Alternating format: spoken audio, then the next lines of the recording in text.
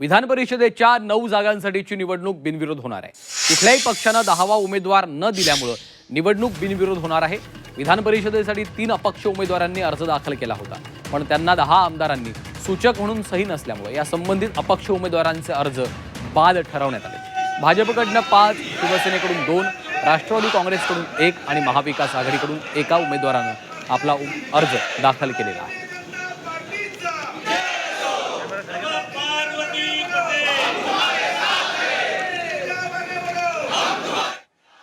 नऊ जागांसाठी निवडणूक बिनविरोध होतीये। भाजपचे 5 उमेदवार आहेत, राष्ट्रवादी काँग्रेसचा 1, शिवसेनेकडून 2 आणि महाविकास आघाडीचा 1 उमेदवार। 9 जागांसाठीच आता ही निवडणूक बिनविरोध होणार आहे।